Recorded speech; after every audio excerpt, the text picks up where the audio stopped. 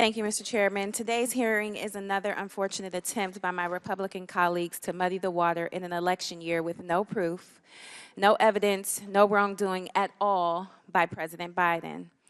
The American people are tired of this charade. As I said before, my Republican colleagues simply grasp at straws that do not exist.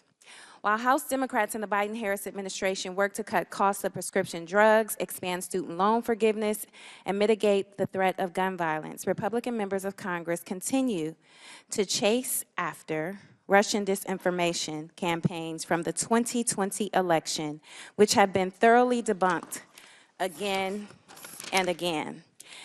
And, as usual, in this committee, we know who is in charge. It is the bondless, broke bluffer, twice impeached, 4 times indicted, insurrection initiator, election denying, self-declared dictator on day one, and puppet for Putin. The one who wants to terminate the Constitution and defund the FBI.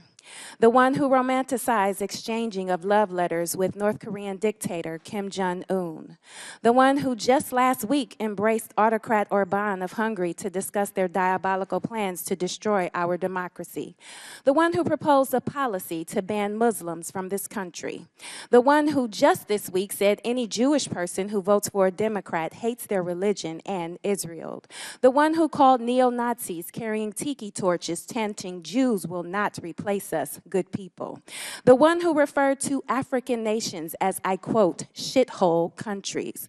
The one who called NFL players, the majority whom are black, sons of bitches for taking a knee in protest of the ever-present racial inequality and police brutality that continues to pervade our justice system.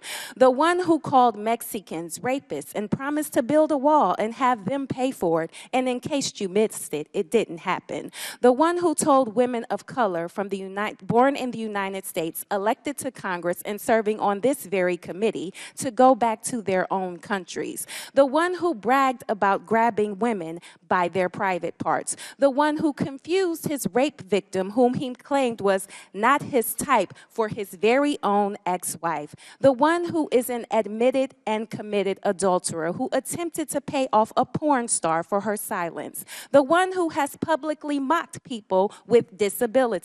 The one who dodged the draft and referred to prisoners of war as losers, the very people who pay a high price so we can enjoy the freedoms that far too many of us take for granted. The one who boasted about being able to stand in the middle of Fifth Avenue to shoot someone and not lose votes. The one who promoted political and physical violence multiple times, including most recently at my rally in my home state of Ohio, where he declared there would be a bloodbath if he didn't win. The one who intentionally denied COVID was deadly and eventually suggested injecting bleach into our bodies to kill the respiratory virus that took the lives of 1 million people in the United States. The one who ordered his son-in-law get top secret security clearance, overruling concerns flagged by intelligence officials, who, according to this committee's chairman, admitted the former president's son-in-law crossed the line of ethics by accepting a $2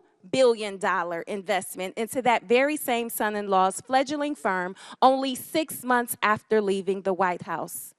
If any of this sounds crazy, it's because it is. This might sound unbelievable, but it's all true.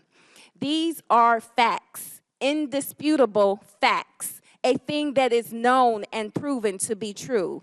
This may be a foreign concept to some of my colleagues, but for those of us who still have a relationship with the truth, please know this is not an exhaustive list of inappropriate, unethical, and questionable behavior by the maniacal manipulator of Mar-a-Lago, because I could go on, but I only have 5 minutes. Yet here we are again, trying to make sense out of nonsense. I would humbly, respectfully ask my Republican colleagues on this committee to stop falling over yourselves to win the approval of one, because millions of people are depending on you to defend our delicate democracy. And with that, I yield the remainder of my time to Chair now. The ranking member. 7 seconds.